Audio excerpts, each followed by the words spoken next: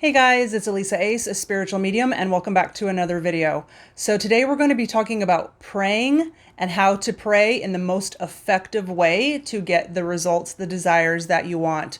So prayer is very similar to manifestation, just a little bit different. So in our reality, there are many possibilities, endless possibilities, and the way that you choose and pick the reality or the desired manifestation or the result that you want is by putting your awareness and your attention in that direction, putting your intention in one place, giving it momentum and giving it power and bringing it to life through your energy, through your attention, your awareness. So there's this meditation that Buddhist monks do called metta, loving kindness meditation. I'm sure you have seen on the news at least once monks that meditate in hundreds of them at a time, usually thousands of them at one time. And there is so much power in that because they are tapping into the collective, especially when there's that many of them. So with that meditation in particular, they are just conjuring this, unconditional loving kindness first within themselves and then expanding it to all beings. And so that power of many people doing it all at once is very similar to religious people who go to church and they do what's called prayer chains. I'm sure you've heard of that. So they will write down everybody's name at church, people who need praying, people who are sick or people who are going through difficult times, and everybody will pray for them. A lot of times they will pray for them together. And this can oftentimes be very successful because, again, it's the energy that's being conjured, the momentum, and tapping into the collective. So when you want to pray for yourself or for somebody else, you want to do it in present tense. So prayer is embodiment. The reason that you have this power is because you are a divine spark. You are a fractal of source, of God, of all that is. You have a source, God-given, inherent ability and right to create in your own reality. And so because you're an extension of source God, of all that is, you have this inherent ability and right to create your own reality, to create your own universe. You just have to know how to do it in the correct way. The belief and the conviction has to be there. We are not praying from a place of desperation. Please, please, please bring me this. There has to be that belief and the knowing that you are a spark of the divine. You were given the ability, you were given the free will to dictate how your reality goes. So you want to pray with feeling, with emotion, because it raises the vibration and makes the energy stronger. So if you can feel what you're asking for and feel what you're intending with a feeling of gratitude in particular, because gratitude is very high vibrational. And then you want to pray in present tense. So an example would be, I'm so grateful now that I've attracted to me the love of my life. I'm so thankful now that my business is booming. I'm so thankful that I just won $1 million in the local lottery, whatever it may be. So you want to say it as if it's already happened with strong emotion and definitely with a feeling of gratitude. And then you need to let it go. And you cannot keep going back to it in your mind, trying to grasp onto it. I wonder if it's going to work. I wonder if my prayers are going to come to fruition. I wonder how long it's going to take. Oh my gosh, what if it doesn't happen? What if my prayers don't work? That is showing the universe that you do not believe. That is creating resistance. Everything is energy. Every little thing down to the protons and all of it is energy. So you don't want to disrupt the flow of energy with your manifestation, with your prayer, by throwing resistance or disbelief. So like I said earlier, prayer is embodiment. So one of the strongest things to do is to visualize what it is that you're wanting. So for example, if you are praying for somebody else, let's say that they are sick, you can visualize them already healthy and then saying whatever words resonate with you most.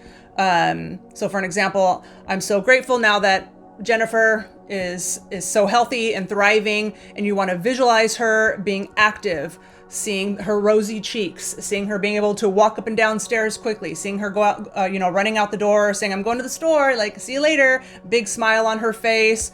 Do a little visualization of her already healthy. So let's not do a prayer like, I hope that Jennifer gets better one day. I hope that she starts to feel better. No, because then it's going to stay there in this in-between state. You want to pray as if it's already happened and use as much emotion, as much gratitude as you can, and see it. Make it real in your mind, in your mind's eye, because that's where your power is coming from. It's coming from within you. So see it already done. So if the prayer is for yourself and your dream is to one day be in the Olympics, I don't know, I'm just trying to come up with an example, then you want to, of course, so say you want to run track, see yourself already running, passing the winning line, and you get the gold medal. You want to see it in your mind's eye. Another thing that I like to do, especially if it comes to you or somebody else having an injury or an illness, is I like to visualize their body with the brightest white light coming from the middle of their body, so their heart center, and then expanding out. And I visualize the white light expanding all throughout their body, so bright and so wide that I can no longer see them. I can no longer see, make out their facial features, because all I see in my mind's eye is this blinding white, highest vibrational divine light infusing their body and healing their body. So again, I'm not stating in that moment, please heal their body, please heal their body. I'm just seeing the white light and feeling the energy and stating Jennifer is healed. Jennifer has perfect health. Thank you so much for Jennifer's perfect health. I'm using Jennifer as an example. I don't think I know a Jennifer personally, but I think you get my point. So I also talked about this in my last video. If you want to watch that one as well, I will link it at the top of the screen at the very end of the video. So please stay tuned to the end. That video was me talking about the one thing, really, when it comes down to it, the one thing that's needed for your manifestation, which is it's basically the same thing as prayer. The one thing that is needed, which we've touched on in this video, but I talk more about it in my last video, so check that one out. So I do need to say that everybody has free will. So if you are praying for somebody who does not want help or does not want to get better, what would be an example? Maybe somebody dealing with addiction. If you're wanting change for somebody, wanting somebody to get better, and they don't want that, then you cannot force that upon them, because everybody is born with free will. And for another example, if somebody is on their deathbed and close to death, I'm not saying that prayer, especially prayer with many people, can't change the outcome. I definitely believe that it can. I have seen several cases, especially if that person is also wanting to continue living and to get better. So I'm definitely not saying that it's not possible to make changes even if someone is very sick. I'm not saying that whatsoever. I am, however, saying that if that person has no more exit points and it is their time to go back home, to go back to spirit, then that is what is going to happen. So we can try our best, but we don't know the reasoning behind why, spirit or God takes us back to the spirit world when they do.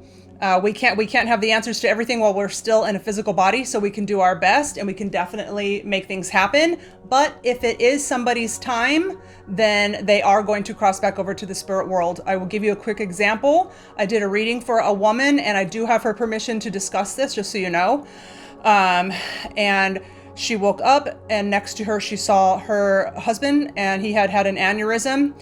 And so she got on top of him and was doing CPR. Obviously, she was, probably frantic. And then she saw his spirit standing next to her while she was doing CPR on him. And he said, please stop. Please stop doing CPR. I can't get back into my body. And then he was apologizing. So that's just an example to kind of remind you that when it's somebody's time, it's somebody's time. And we have to respect that. We have to honor. Ooh, I'm getting goosebumps. Spirit's close by. Also don't forget to look for orbs in my video, spirit orbs. Spirit is always with me when I'm making videos, especially on these topics. Every single video there will be orbs. And a lot of times you'll see them going across this black, computer screen. Although my last video, the one I told you to go check out, they were flying all down my face and through my hair. Anyways. So my point is that spirit is always with me when I'm making these videos. And I always wonder, Do they especially like what I'm saying in the video right when they show themselves? I really wonder that. I was quoting a Bible verse, actually. Funny enough, I was quoting a Bible verse in the last video when one flew right down my head and down my hair. So anyways, my point is that we have to trust and honor when it is somebody's time to exit their physical body and go back to spirit, because we don't know the whole story behind everything, and we will not know everything until we get back to the spirit world. So if they need to go back because they have business to attend to up there, or maybe they're going to be a guide for somebody who's still down here, we don't know. So we do need to honor that. And also, please, please, please, like I've said in all of my pets and spirit videos, please remember that there really is no such thing as death. I mean, obviously there's the death of the physical body, but your experience as an eternal soul continues on and is expanded. It's actually expanded when you leave your body. So death is nothing but walking through a door to a higher frequency. Your experience goes on and is expanded once you cross over back into your spirit body. So please don't look at it like an ending. If you just lost someone, obviously you're going to miss them. Obviously you're going to be sad, but for the most part, the sadness should just be for yourself and your loss of them in the physical sense. Your sadness should definitely not be for them, because they are somewhere better than here. Earth is a harsh school where we come down here to learn these lessons, to grow ourselves spiritually, to evolve spiritually, and of course to help each other grow and expand and evolve spiritually. So anyways, I hope that helps clear up a little bit about prayer. If you enjoyed this video, please leave me a comment. That really helps my channel. Please make sure to subscribe, give this video a like. Please hit the bell notification. If you don't hit the bell, YouTube will never show you my channel again. That's just how it goes. If you would like to schedule a mediumship reading with me to connect to a person, a pet, in spirit, then just go to the top of the comment section to my pinned comment down below, and there will be the link to my Facebook mediumship page where you can private message me to schedule a mediumship reading, which is done over Facebook Messenger video call. Thanks again, and I'll see you guys in the next video. Bye.